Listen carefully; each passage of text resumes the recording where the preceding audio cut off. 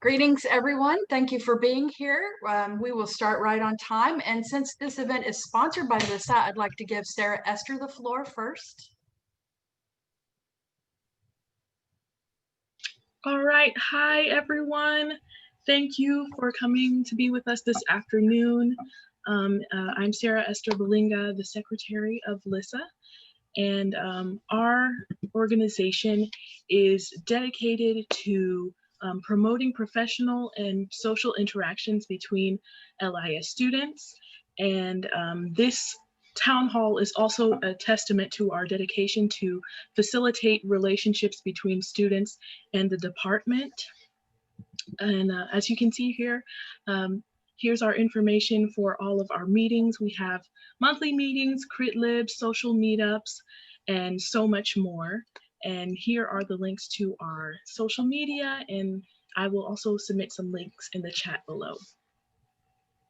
Yes, and Karen, our lovely president, is reminding me that our next monthly meeting is November 15th. It will be a Sunday at 6 p.m.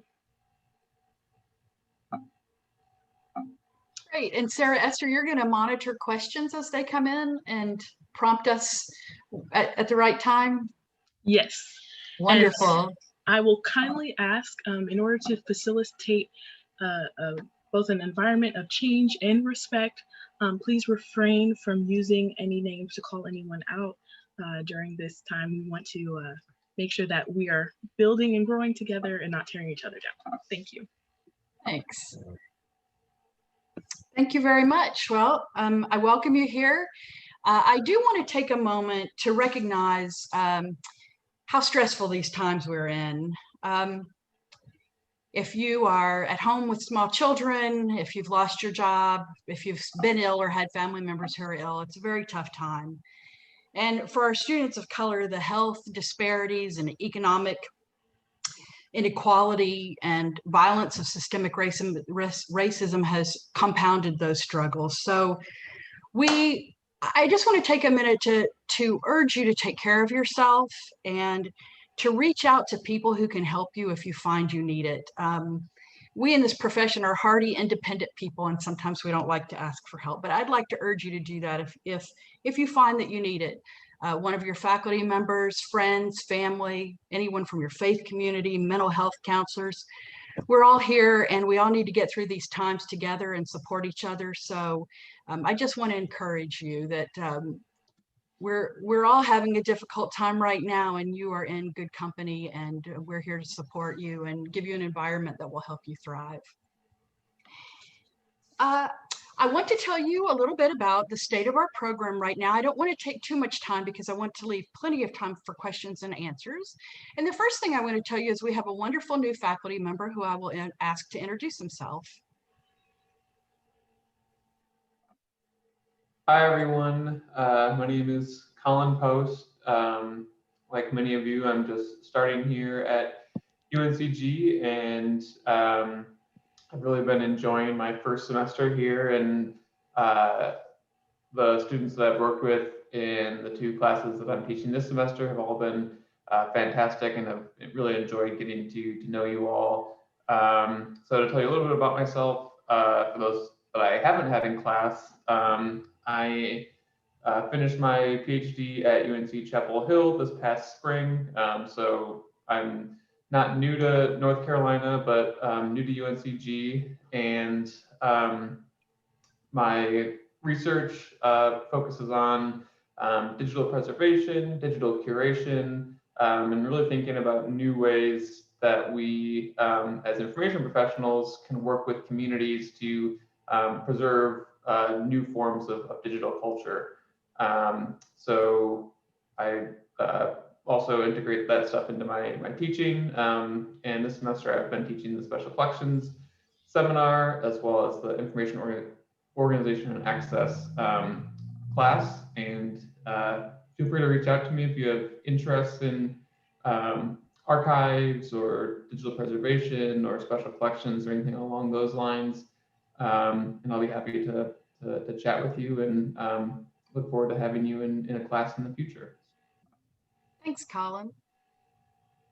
I wanted you to know a little bit about what our student body looks like. So prior to 2020, we were essentially a single program with some programs within that. So we were an MLIS with school media licensure and some other small licensure programs.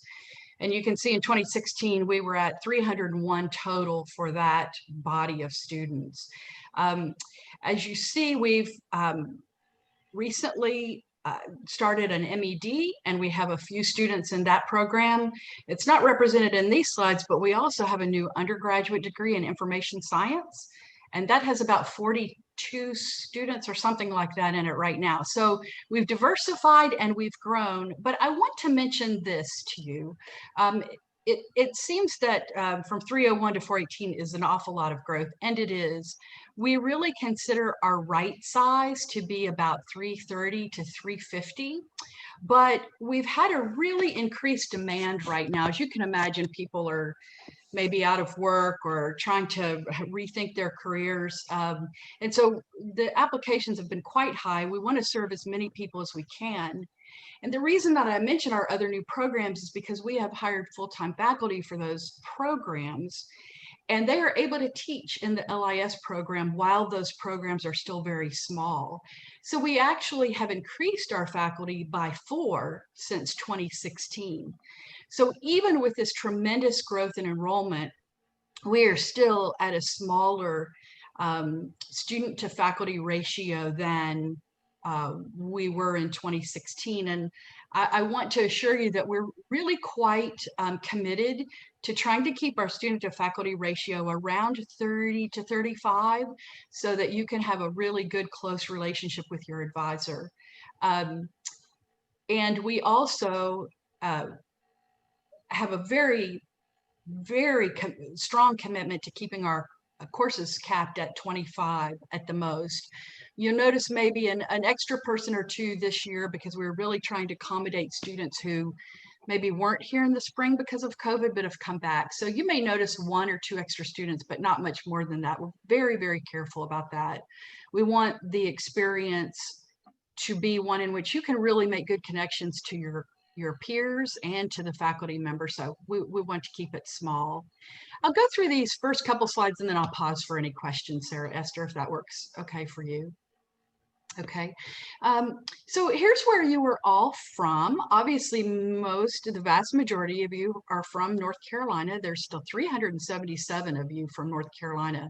Next, I believe, is Virginia. Yes, Virginia, we have 16 students, and then you can see we have a smattering of students from all over the place, and including outside of the country. We didn't include those here, but we do have a few who are from outside of the US. So that's where you all live. And as far as student demographics, you can see that you can see what the ratios are here. This for 2020, you might notice some significant changes there. We are consistently working to make sure we have as diverse a student body as we can get. We are sometimes more or less successful than that, but that is always our aim. It is too small, and we can and want to do better, but that is what it is for right now, and we're going to continue to make efforts in that direction, and we'll talk about that in a few minutes, what those efforts look like. I think that's the last slide. Yes, about that. Any questions that came up, Sarah Esther? I'm not seeing any questions yet. Okay. Thank you. So let's go on. We are in the final 2 years of our 5-year strategic plan. It's actually a little less than 2 years. We would have started the final 2 years in August. So we're heading towards the end of it, and we've really achieved so many of our goals from that strategic plan. We have 2 key areas that we are continuing to work on. We have made some strides, but we consider them a strong focus for the final year and how many ever months we have of our strategic plan. And one of those is equity, diversity, inclusion. So I thought I would just tell you a little bit about some of what we've been doing. We could talk about this for an hour, so I'm really going to race through them because I want you to have plenty of time for questions at the end of this. But we have really been focusing on recruiting faculty of color, particularly in the part-time ranks, because we have a lot more opportunities to hire in that category. We maybe get to hire a full-time person every year, 2 or 3, and so we don't have a lot of opportunities there, but when we do, we're actively recruiting for as diverse a pool as we can get, and so we work hard at that. One thing that we decided to do in 2019 is ask all faculty to go through Diversity EDU, which is a diversity training program. And we found it's been quite helpful for us to sort of bring us all to a certain level of recognition and understanding. So that's something that we have done and will continue to do. We have a long history of writing grants. Perhaps some of you have heard of the ACE Scholars, and those grants were to attract a more diverse student body and empower them to get through the program. We have applied to the Institute of Libraries and Museum Services for a new ACE Scholar type grant, and this one is situated around teachers. So we are hoping to really help diversify the school, library, and media population in North Carolina. We're working with Charlotte Mecklenburg to identify teachers from underrepresented groups that we could recruit into our program here and give them funded opportunities to complete the program. In 2018, we did a curriculum review, and we found that diversity was really quite well integrated across the curriculum. But the thing that we really observed was that a lot of our texts were from mainstream and white scholars, particularly men, with mainstream perspective. So we've really been making an effort to diversify our curriculum some more through texts. So we've created this Canvas site for all of our instructors. Part-time instructors have access to it as well as full-time. And we are accumulating a bibliography of scholars who themselves are from diverse groups or who have critical theory backgrounds or alternative perspectives that we think could be really useful. And we're encouraging faculty to really use this as a resource to think about integrating more diverse voices into their courses. One suggestion that one of your LISA officers, Olivia Patterson, has given us is to engage in the classroom more with an understanding of who the authors of the materials are, because we don't always acknowledge who they are, what kind of backgrounds they come from. So I think that's a great suggestion and something I think we'll be trying to work on. We launched a study abroad course that is really targeted toward attaining cultural competence and cultural humility. And we've also focused our efforts in community engagement. Our Cora Paul Bomar Summit for last year was to be situated fully around social justice and anti-racism. We did not plan for a virtual conference. So in March, when the university basically shut its doors, we didn't feel like we had enough time to translate that to a virtual program. So we've rescheduled that, and we have Wanda Brown, who is now the past president of ALA and an alum, is coming back to speak to us. And we will have a former ACE scholar who is a speaker and a panel of ACE scholars. And we will, we haven't fleshed out all of our topics yet, but as I said, the whole day will be situated around how we can be anti-racist both within our field and how our field can contribute to those efforts in society at large. So I would really encourage you to put that date. You can go back to Cora Paul if you don't mind. I'd really encourage you to put this date, Friday, March 19th, on your calendar. We are going to plan for a virtual and a face-to-face event. And I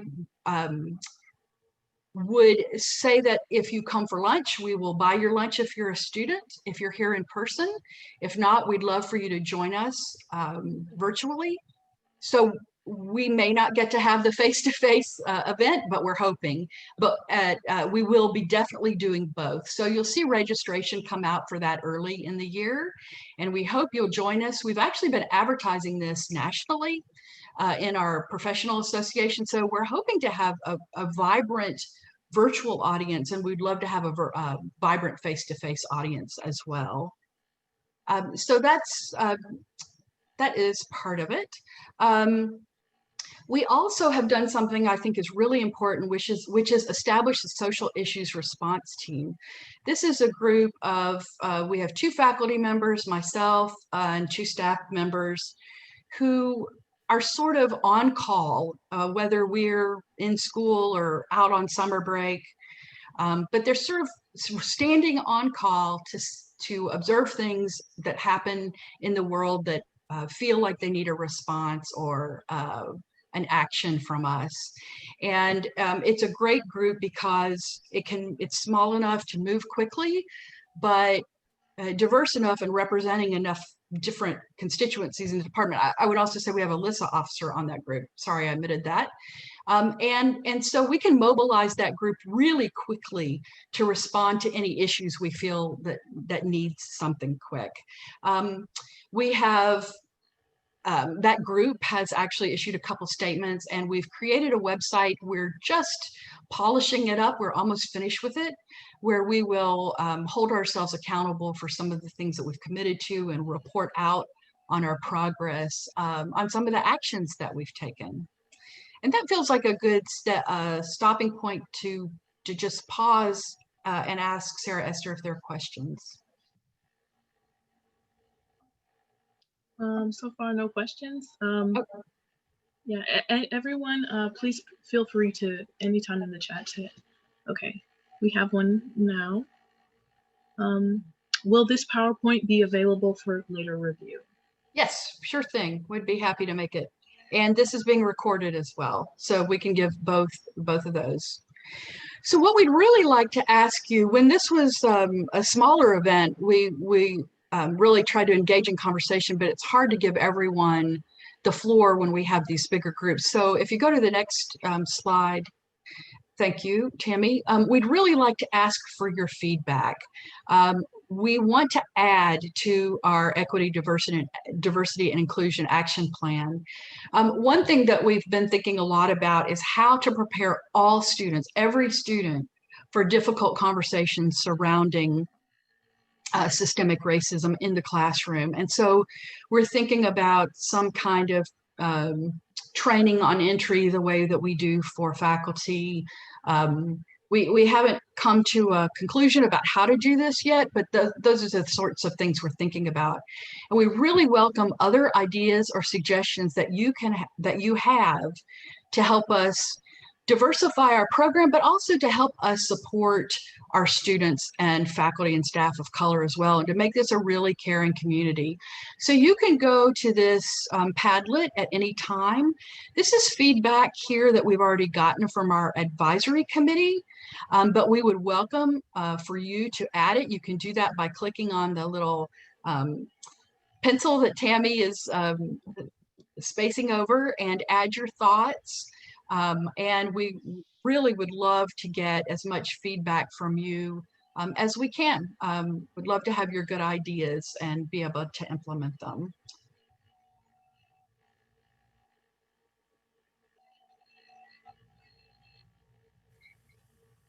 Okay, the second strategic initiative that we really need to put some work into is alumni engagement and placement data. Those are related. So we really want to keep this community going. You come here, we have you here for a year or two, and then too often you go away and we lose contact with you. And we I will say we don't want to have contact with you to ask you for money. At some point, I can't swear you wouldn't be asked for money, but that isn't the main focus. We really want to engage with you because we want to continue to get your feedback on how we can improve our program.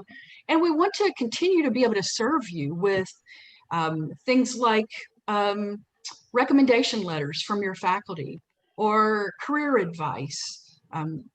We can do all kinds of things for you. So we'd really love for you to stay in touch.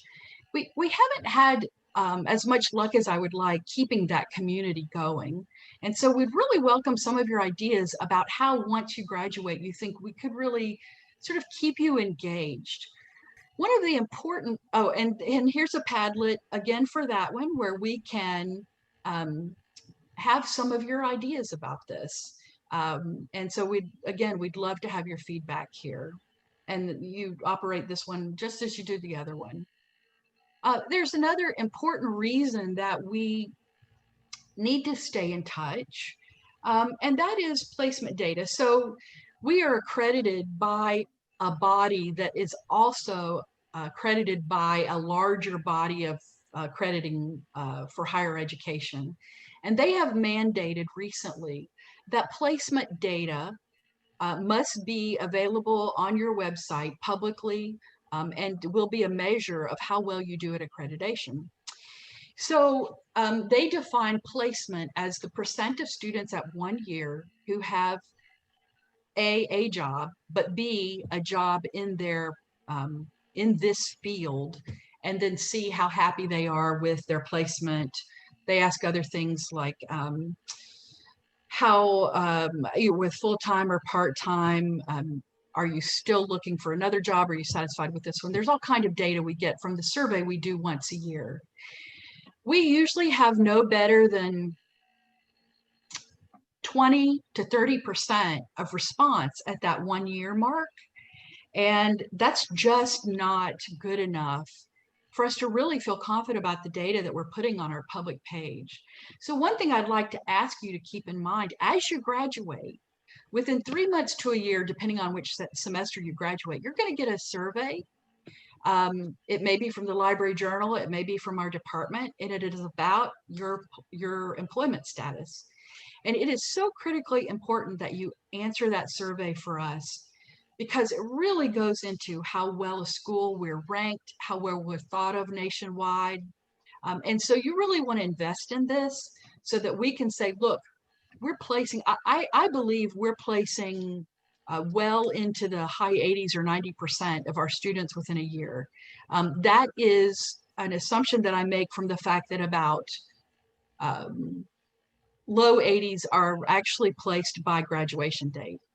So please, I would just urge you to, at least when you get that survey, at the very least, if you don't want to stay engaged with us otherwise, it would be a real service to you and your colleagues if you're actually able to complete that survey. The other thing that isn't spelled out here, but we want to also improve the placement assistance that we give you. We are working on ways in which to help you with virtual interviewing, finding jobs and applying for them, cover letters, all the things that it takes to land that first job. So that's also a real goal within this strategic initiative, for us to do a better job of helping you get that job and then knowing what that job is. I'd also say we love to celebrate with you on social media. So I hope you have liked our Facebook page. I hope you see that when alums let us know that they've gotten a great new job that they love, it's just a really nice time to put it out there on Facebook and celebrate with you. You'll find that some of your old student colleagues that you haven't heard from or talked to will celebrate with you. So please let us know as you go along what's going on with you and when we have things that we can celebrate with you.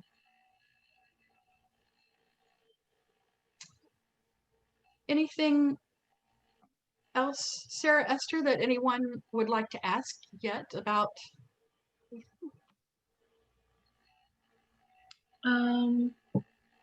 Not at this moment. Okay. All right. Well, we've got a number of folks who are going to talk to you now about some things that are going on in the program. And first thing we'd like to do is talk a little bit about the new capstone, and Dr. Archer Capuzzo is going to do that for us. Hey, everybody. So some of you have probably heard way more than you want to hear at this point about the new capstone, but get used to it.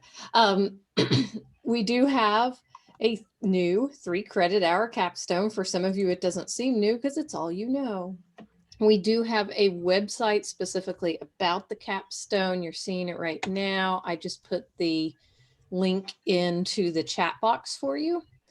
This can give you all sorts of information about the different opportunities that you have with the capstone, either the option A, which is a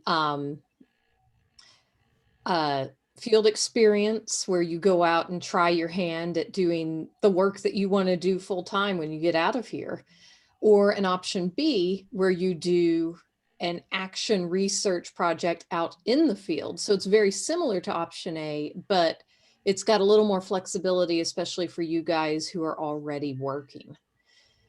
The reason for this change was that we wanted to make sure that every single person who came out of this degree program had some sort of active library or otherwise, wherever you want to work, experience that really sets you up so that when you walk into that first job, you're like, yeah, I've done this. And at least you don't feel quite as intimidated as you probably will, but that's okay. And it's also, I mean, if you've been looking at job ads, you often see that they're asking for people who have a certain amount of experience. This puts you in a really good place to apply for those jobs and be able to say, yeah, I've got experience. Look at this. I did this during my program. So this is a great way for you to get out there, to get involved at the end of your program. You can also, if you need more experience, go ahead and do a practicum earlier in the degree. So you could do 2 whole semesters of field experience, and that's perfectly fine. For either of those options, to get yourself set up to find a place to work, some of that is on you. I mean, if you know people, if you know what you want to do, then by all means, go out there and start, hit the streets and start asking for opportunities. A lot of places will get very excited when a student comes through their door and say, hey, I really want to try something out. And they immediately rope you in. They're like, yes, please come. But if you're having a little more trouble finding a place, you contact me and I can help you out with that. We've been working really hard this semester, getting people set for the spring and the summer with a lot of online field experiences because of COVID. And I've been really pleased with how much buy-in we've had from a lot of different institutions. It's been a challenge for some people to find something, but we're well on the way to getting everybody placed somewhere that really meets their needs. So you can talk to me anytime about finding a placement for a practicum and or a capstone. Each of those is a 3-credit-hour course, as Dr. Bird just put there about the practicum. And it's a great way to get some experience, and I'm happy to help you get set up at any point. Just add that if you began the program fall 2019 going and after, this is your capstone requirement. If you began the program prior to fall 2019, you still have the option to opt into the new requirement, or you can stay with the old 1-hour requirement. So for a while, we'll be running both kinds of capstones until everyone who started the program before fall 2019 graduates. But if you started before this and you're interested in opting in, let your advisor know, and your advisor can chat with you about the pros and cons of staying with your old capstone requirement or opting into the new capstone requirement. And that brings us to those of you who are school library, which there are quite a few of you. About 1/4 of our program, right, Lisa? 1/4 of our program might be school library. And so on this wonderful site that Dr. Archer Capuso and Dr. DePolt have put together, we have also added a nice little space for our school library folks. We have a few vocabulary changes that are different. Your field study class is $6.92 if you don't have a teaching license. But if you do have a teaching license, your capstone requirement, and once you finish $6.92, will be LIS $6.93. So we also work with you and your school system to get a placement for you. We have the School of Ed actually helps me. I'm a little better off than you are, Sonia. But what will happen is you will complete all of your coursework, and when you get to that final class, we will walk you through the licensure procedure. We will help you with everything you need for the North Carolina license for your teaching license, as well as follow up with you on your practicum experience. So that's your final placement, and it can be in the school you're working in if you're currently hired, which is really nice for especially those last 3 classes. And if not, we can find you a placement as well. We've also had to be very creative during COVID. So there are some virtual placements, and there are some people who are working both virtually and in person at some points. So we're working with everyone to the best that we can to make sure you have the confidence through experience to be ready to go as soon as you get that job. So we know that will be very soon, and we're here to support you as well. So if you have any questions about the school library component, you can contact me and we'll walk you right through that. Okay? Excellent. Thank you.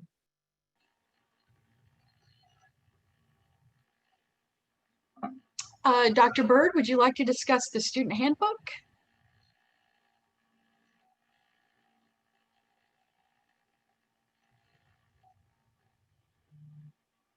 Sure, as soon as I unmute myself. So we have not had such a thing as a student handbook, and we have relied on advising, but as Dr. O'Connor said, we've grown, we have more faculty, we have more people doing advising, and so there's a lot of questions that come up, and we're hoping that this will be a place where students can find the answers to questions. And um, so we are just putting the finishing touches on this document. We will sing and dance and send it out to everybody when it is finished. It will be most useful, of course, to people who are starting in the spring, and we are recruiting a new class at this very moment. So it will, walk you through transfer of credit, taking classes in other disciplines while you're in the program, how you take a leave of absence, all of those kinds of things that require forms, because this is an academic institution. Everything requires a form. And sort of the process and how you get access to that as well. And I'm just going to take a couple of minutes to urge you to talk to your advisor, and let me echo what Dr. O'Connor talked about in terms of your mental and physical health is the most important thing. Classes are important too. We're not saying that they're not important, but you need to take care of yourselves. And if there are any questions, please contact your advisor. And if that's not satisfactory for some reason, or if you can't get in touch with them right away, then please reach out to me, and I'd be happy to answer whatever questions you have.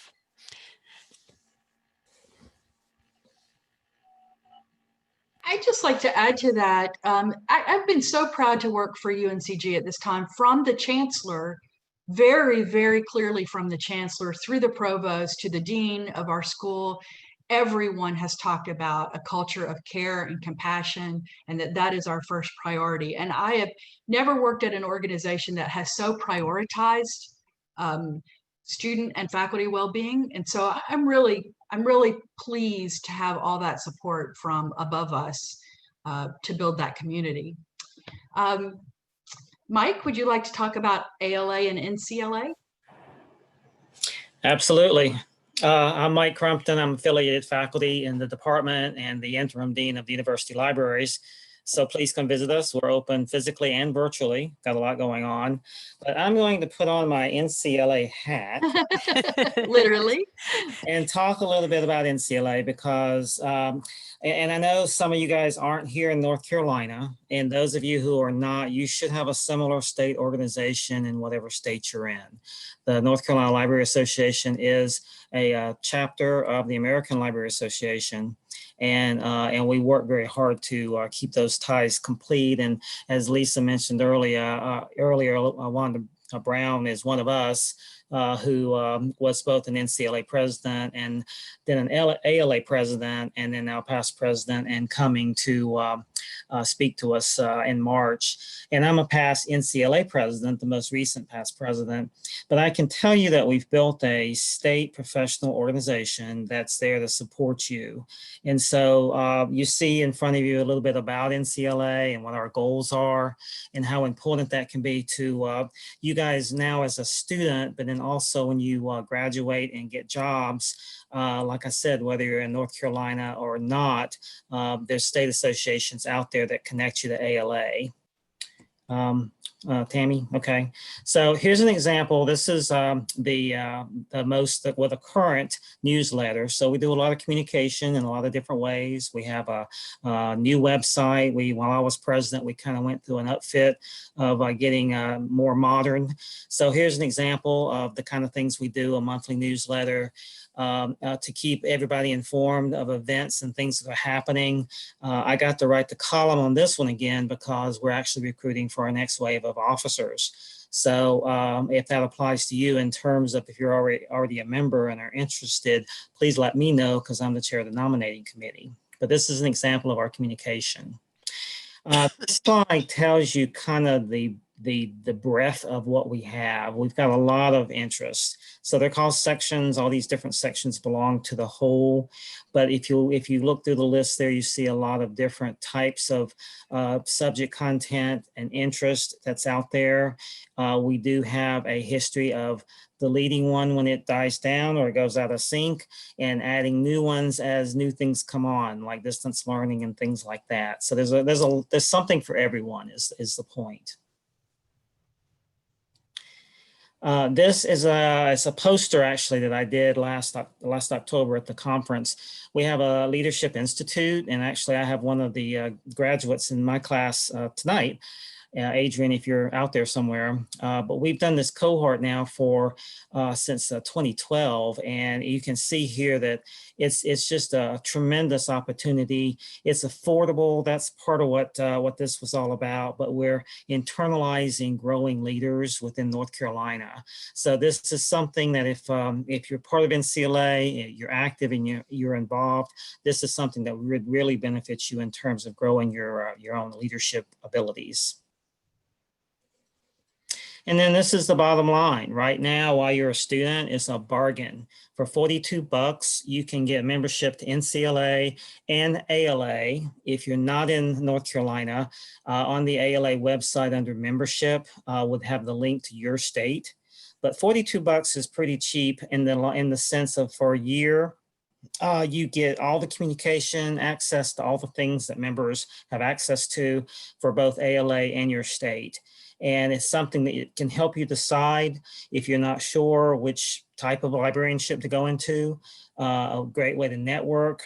ALA also has gone to a lot of virtual programming, and so you would have access to a lot of that. So this is today's bargain: $42 for both for a year, and as long as you're in the program, it would be renewable. So highly recommended. would assume, Mike, that you can go to ALA's website somewhere and there's a list of all the state chapters that you could, if you're not in Yes. North Carolina, you can identify yours. Yes, go to ala.org under membership. You can find the joint membership by state. Wonderful. Thank you so much, Mike. Okay, thanks. And then Dr. Anthony Chow would like to discuss briefly our new MED program in instructional technology. Thanks, Lisa. And Michael, you got to tell me where I can get one of those hats.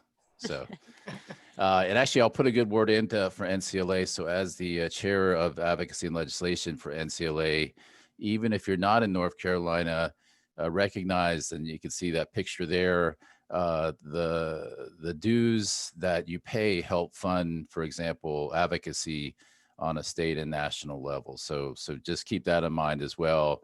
And then on top of that is the networking, right? So especially for those of you in North Carolina, the networking with professional librarians and also many of the directors throughout the state is also a very good experience. So, but with that being said, MED updates. So as many of you know, my PhD is actually in instructional design and technology, although I've been working in LIS program for now 20 years.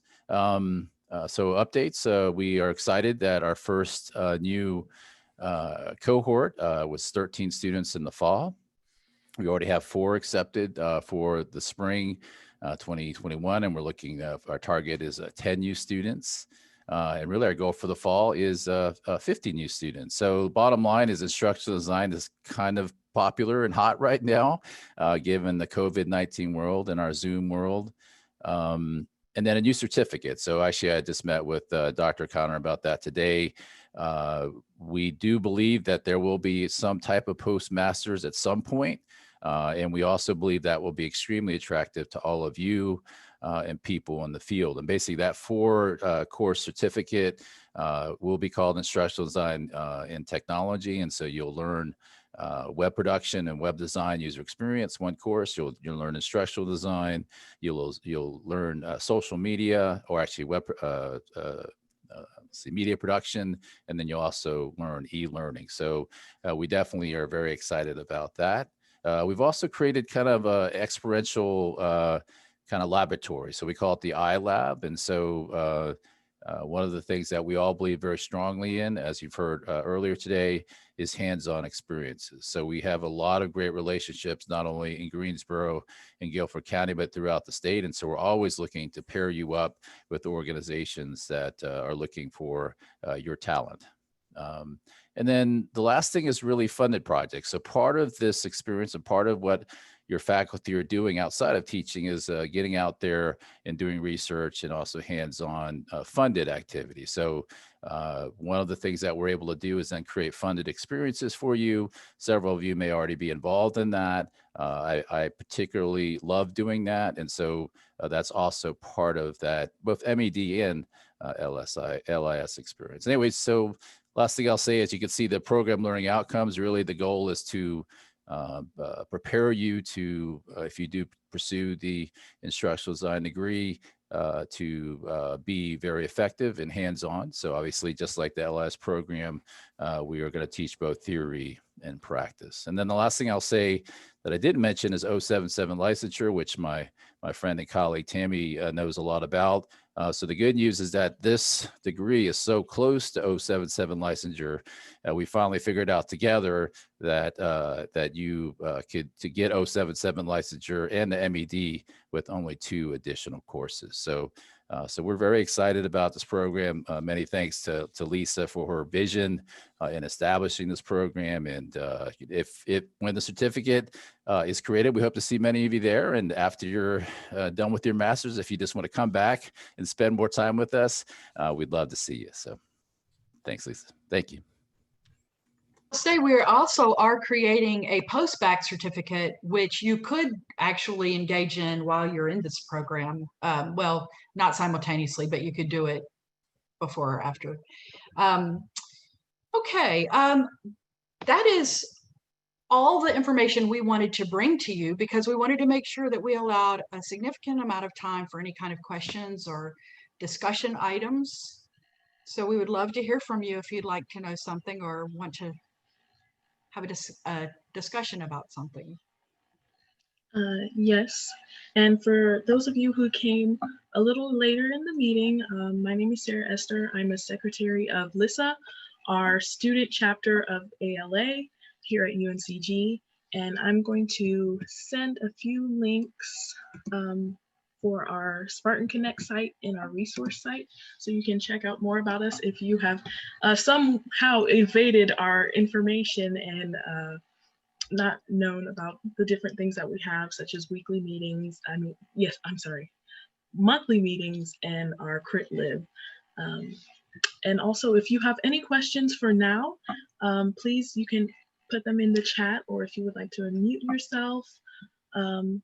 Also, I'm going to repeat again, please, if you have any harder questions to ask, please refrain from mentioning anyone's name in a way that would be destructive.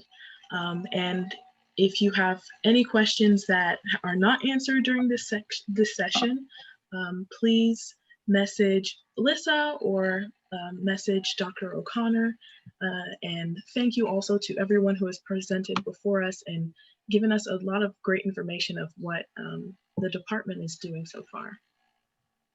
Okay, I think there's a question already.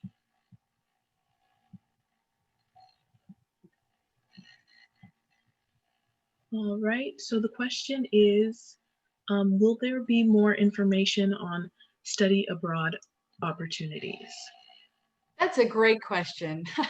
So normally, we only have one in this program right now, and that is to Northern Ireland and Ireland. And normally I would be offering that this summer, but it just seemed that has to be planned like before now even.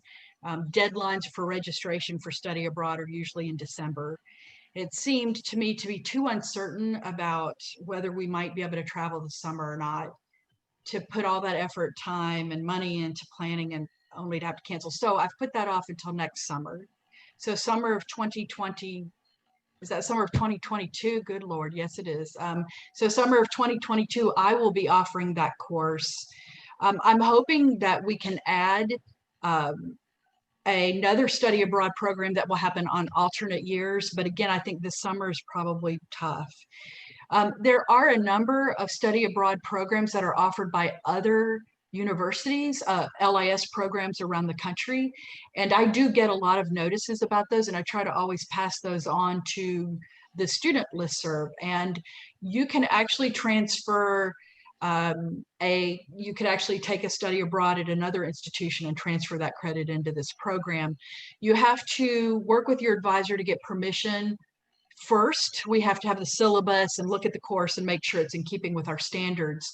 But most of the programs do a really good job. So I will begin to sort of put information out there about Study Abroad 2022 this summer.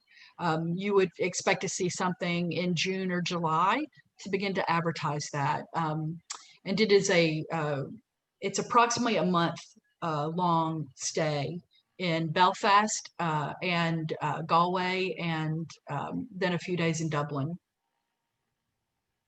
Okay. A follow-up question is, if we've already graduated by summer 2022, can we still go with LIS group, I guess, on the trip? Oh, yes. Yes, I would love that. That would be great. And maybe that's something we need to think about for some of our certificate programs, Anthony, is whether we could include study abroad in those postmaster certificates. But yes, it is a very reasonably priced experience. And so, yes, love to have you. We'll put information out on the listserv about it. So stay in touch. That's another good reason to stay in touch with us. All right. The next question is, when we apply for public library licensure, is the advisor going to guide us in that process? I don't know if I know the answer to that question. Nora, is that something that you could address? Yes. They can provide guidance, but there's really the paperwork filing and everything else is up to you. So it can only happen after you graduate. You must have your final transcript. And you want to be sure that you take all the courses that are on the list. And so basically the core courses plus LIS 610 or a combination of LIS 617 and 618. That will give you the core courses that you need. There it is. Thank you very much, Tammy.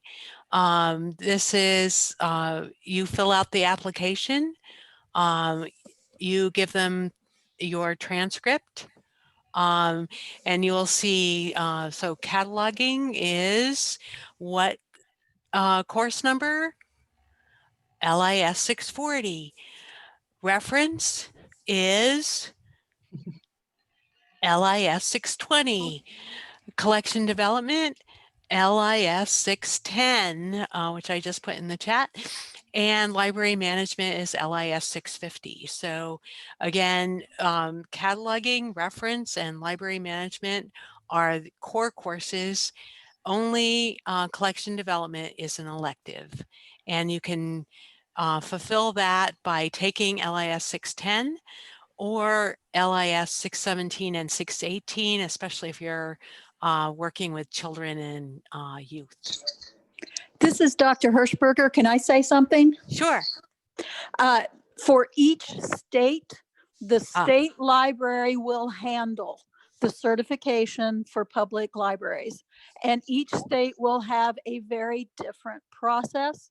They will still look at the same types of the core courses that you've taken for this program, but not all states or not all schools will require things. Like we had somebody that graduated from Pittsburgh that wanted to be a public library person in North Carolina, and they didn't require a management class, so he didn't have a management class. Most states will require a management class. So if you are thinking of working in public librarianship in a certain state, go to their state library and it'll say something like public library development certification. You may have to Google around for the terms to find it.